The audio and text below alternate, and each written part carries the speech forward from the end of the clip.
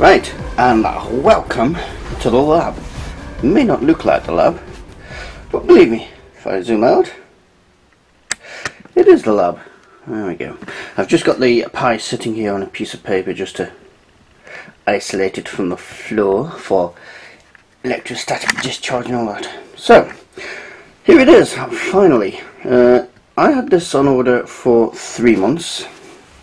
Some people have had it on order for longer. There's been many delays, and yeah, it's been in the pipeline for about 2 years, this system. So what we're going to do in this video is have a look at the system, discuss what it is and what's all the big hoo-ha about it, and then we're going to have a look and do a tutorial on setting it up. I'm just going to remove this card in the meantime. Right, so what's the big hoo-ha about this thing? Well, what we've got here is what's known as a system on a chip. It's a single board computer with the processor and the GPU, which for more technical people is a 700 megahertz ARM processor in there. Basically what this is a complete Linux PC, obviously minus the keyboard, mouse and monitor, but this is the main computer. And this whole thing will cost you, well, this is a Model B, so these cost about £20 to £25. That's it. £20 to £25 in the Queen's English money, yes. So yes, that's a very low price for a computer. And what it is, it's aimed at the education market. Schools, universities and stuff, and it's aimed at bringing computer science back into the classes, because if you go into a modern computer class in a school, just have a drink of tea here as I'm playing the role of a bit of a lecturer today. Alright, if you go into a modern computer science class, we get computer studies. What you're basically going to see is people preparing, learning secretarial work. They're going to be learning Word, Excel, PowerPoint. People don't go into the systems anymore so much. Obviously university level they do, but at schools standards have dropped and people aren't learning about the hardware. So what we've got here is a system that the student can completely play with to their own to how they want it. The software is, it's all like Linux based, so you can get it all for free. There's no licensing issues. You can play with the software, you can decompile the software, you can program the shite out of it, and there's no cost to it, and you can play with the whole thing. And each system, the operating system comes on an SD card. Well, you have to set it up onto an SD card. Ignore my SD card, it's an old one, it's not really up to the job, but we're going to use it on this occasion. Ta-da! So the operating system comes on the SD card, so actually in theory each student can have their own SD card with their own operating system customized to how they want it. Storage, obviously there's no hard drive here, but it does support memory sticks and possibly hard drives. I haven't tried it with a hard drive, but I can't see any reason why it shouldn't. So as you can see, the whole thing's customizable, the software is free, you can play with it as you want, and it's only 20 quid. So yes, in the education sector at the moment they're having quite a bit of success with sales on this, so we'll see how it goes. At the moment it doesn't come with a case, but they are soon going to be starting to manufacture them with cases. You'll be able to buy them with a case, or a case separately, or just the board. The education ones will come with the case as standard. As I video this, you can buy customized cases on the internet. People are actually manufacturing them. So what have we got here? As I've said, the main computer is in here. It's a 700 megahertz ARM system, which is ironic because this is being compared to like the successor to the BBC, which had a huge effect on the education market of the 80s. In case you don't know at all, that's a BBC over there with a load of stuff sitting on top of it. Yes, but this is said to be the spiritual successor of the BBC because of its adaptability and all you can do. Although that said, the BBC was not at its time a cheap system like this one is. Right, on board we have, bring it up to the, I'll zoom around and bring it up to the screen. On board we have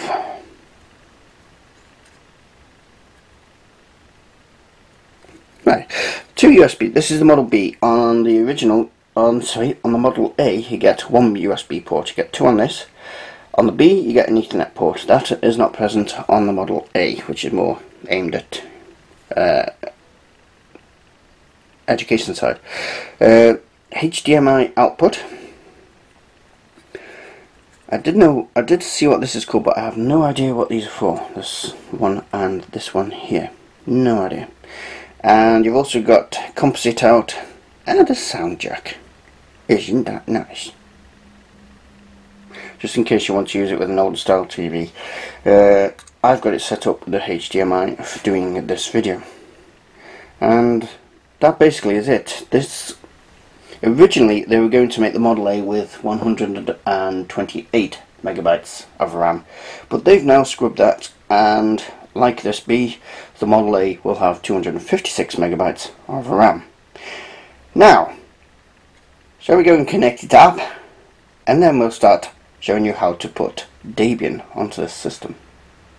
Right, for this tutorial I'm going to be very friendly and I'm going to pretend you have no knowledge of what we're about to do, no knowledge of Linux, which is basically what I started out when I started this. So what we've got to do is put the operating system on the card. Yes, I have decided to set the operating system first up before I plug it in, because it's really pointless plugging the system in before we've got the operating system. So what you need is an SD card of class 4. This is actually a micro SD card in an adapter, so this is not ideal, and it's class 2. But I'm waiting for my real one to appear. In the meantime, this is working, although sometimes it does crash. It just means the system's running a lot slower, but that will be fixed when I get the other card. So what we need to do is put this into our laptop. Just going around the other side because my trackball is here. What we'll do is open it up. I've already got the operating system on there from earlier, but what I'm going to do anyway is format it. Do a full format. Okie dokie. And let that go work its way through. That won't take a few seconds. There we go. Right, so if we open our browser, what we need to do is go to Raspberry Pi's website. So if I just go home, easy way to do it is to type in Raspberry Pi. First thing comes up is the Raspberry Pi website. Now, what we need to do is go to downloads. This website's got forums, wikis, everything, loads of information on here. And what we're looking for is to get the operating system, obviously. Now, there's loads of information here, and the first thing we need to do is get a program called Debian Squeeze, which has been developed especially for this. It's a version of Linux. Now I'm going to go for the direct download, which I don't like, but there we go, automatic download, and it's downloading away.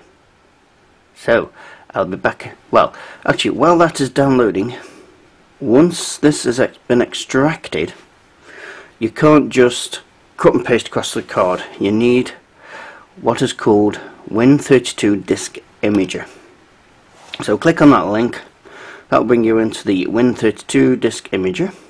Don't worry, I'll show you how to use all this. And just click on download.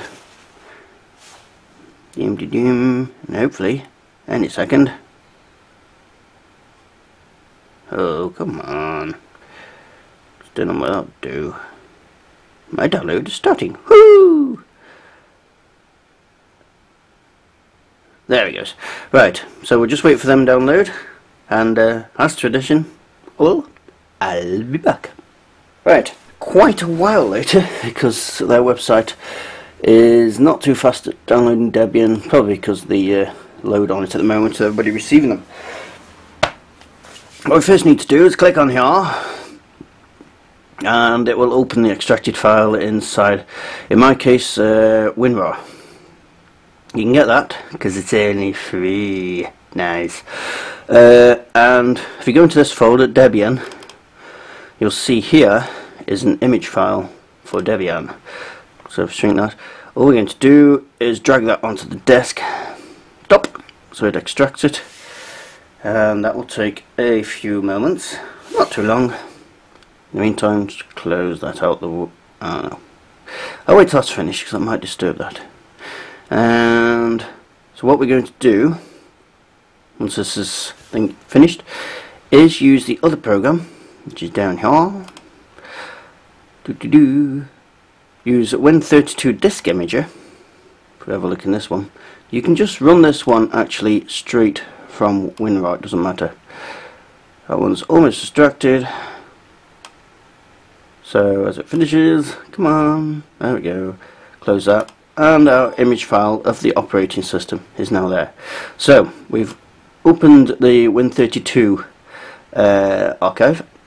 Just click on the bottom one here, which is the exe file. Double click on that one, it will quickly extract it and run the yes, and it will run the program any second. There it is. So we've got Win32 Disk Imager, and what we do is use this program to transfer this onto your SD card. So make sure that this one's pointing at your SD card. This is G, which is right. Then click on this little symbol, and that will allow you to find your file, which is on desktop in this case. So click on the file, click save, click write. It will warn you that this can corrupt the physical device. Click yes, and let it go along and do its stuff. This will take a couple of minutes. So as is traditional, I'll be back. Okay, a few moments later, and we got it right, successful. So click OK, and we can just actually click exit on that, and we can actually look on the SD card. Just quickly go in there and go to the SD card, and you can see the files have been written to it. That is our operating system for the Raspberry Pi. So next job, excuse me, next job is to connect it up and get it going. So I'll just go and set the camera up to have a look. Thank you. Right, here's our Raspberry Pi, and here's our USB hub. We'll have a look at the USB hub in a moment, but first of all we'll start connecting the Pi. First thing that goes in is the SD card, which goes in the slot underneath, like so. Just slide her in, make sure it's completely home, and that's your SD card inserted. Now need to connect it to the TV, so we've got a HDMI lead here coming, a bit more flex please, there you go, coming from the TV. This hub up here. We also need the power lead will go in last, but the power goes into there. USB hub. Now because this has two, oh come here, pipe preparation prevents poor performance. Right, because this has two slots and I've got three devices going into it, mainly keyboard, mouse and USB memory stick. You can see them plugged into the back of the USB hub there. I've plugged them into the USB hub, and the USB hub simply goes into the back here.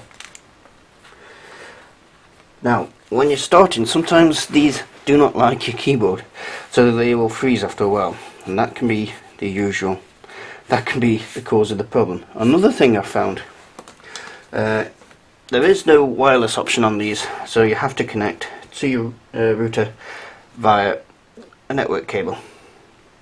When I tried this once, it caused it to hang the first time. So what I did was I rebooted it with this out and plugged it in once it was booted, and everything was fine. And after that boot, you could boot it with the cable in. So I'm going to leave that out, but that just normally fits in there. And the last thing, last but not least, is the power lead. I don't know how you can see on here. Let's have a little play with it. Just going to put the power lead in there, but you'll see over here is all your lights. I'll pull it up for you. And there we go. As we plug it in, it will start to boot.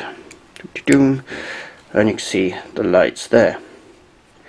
Now think of this little green one here as your disk drive light. If that, I found that if that goes solid and stays solid, your Pi is hung for some reason. So we'll need rebooting. But yes, these ones here are your network lights, which will only work obviously once the network cable's in. So that's booting away. So let's go and have a look at the screen. Right, this is a few moments later because the first time you run it, you may end up with a blank screen for a while. So don't worry, as long as the little green light's flashing away, all should be okay. Now, as you can see, I'm using it on my main screen, and it's a bit small. Nothing I can do about this, so what I'm just going to do is... Oh, you can see the potentiostat. Aren't you lucky people? Just going to zoom into the area of the screen that's relevant. There we are. We're at the logon screen. This is like DOS. It sort of boots into Linux without any GUI or graphical user interface by default. But that's not a problem. Now, what we're going to do is log on to the system. So, username, default username is Pi, and the password is Raspberry.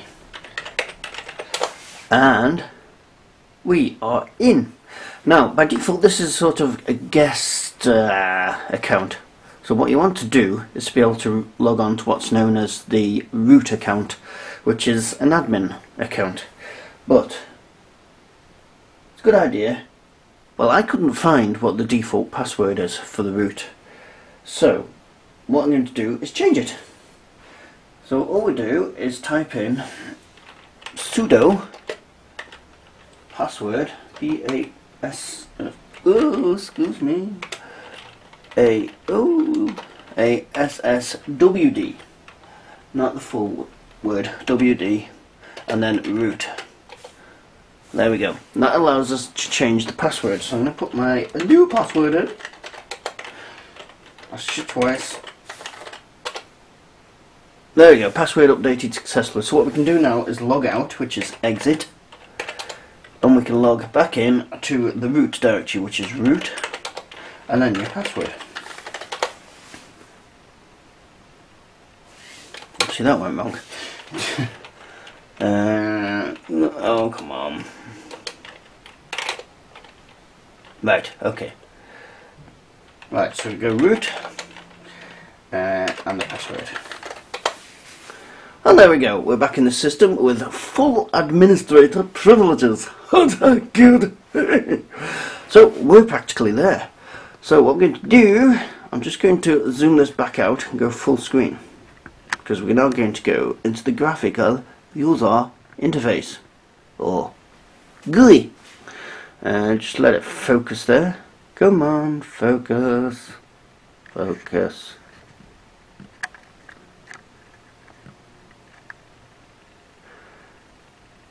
Come on. Doesn't like that, does it? Oh well, it'll soon sort itself out when the GUI comes up. So what we type in is start X, and that will start the graphical user interface, which is booting now slowly. There we go. There's our mouse, and here comes the GUI. This can come up with different pictures. Sometimes it comes up with the Raspberry Pi symbol, sometimes it comes up with this. But there you go, there's the Linux version of Windows. And it's all free, and you can do what the bugger you want with it, because there's no licensing. So, there we go. And we're in. Quick look around, very quick. Menus are down here, same as Windows, all categorized. So under accessories you've got the file manager. If you want to look at files, go away, close, close.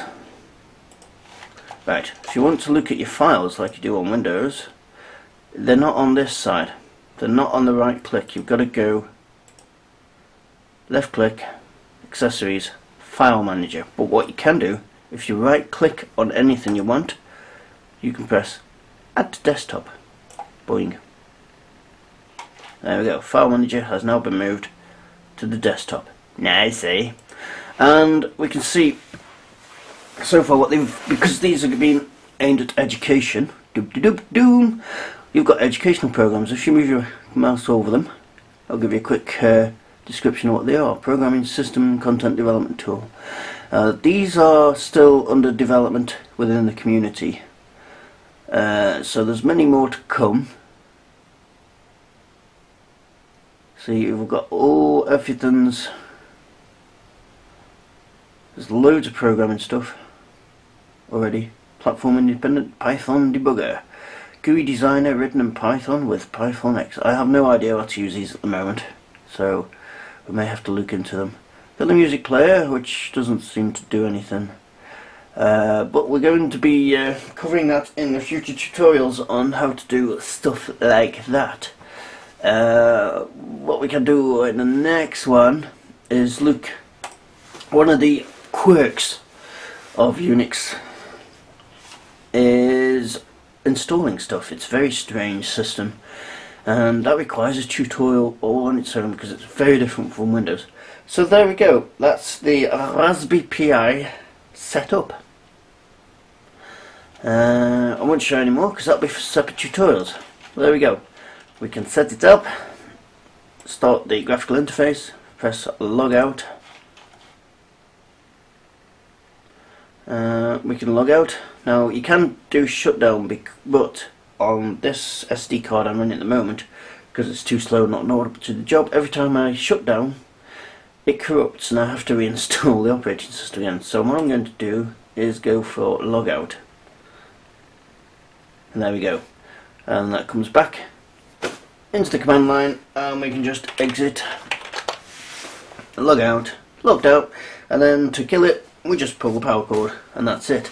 So that's a look at the Raspberry Pi, look at the hardware, and how to put the operating system on. So if you want any more tutorials, ask, and once I've found out how to do it, I shall do it. But we're going to definitely be looking at how to install software, and perhaps even how to install Quake, because I'm working on that as we speak. So yes, the Raspberry Pi. Let's see what its future holds. 20 quid if you want one. Bargain. Could get one. Thank you very much.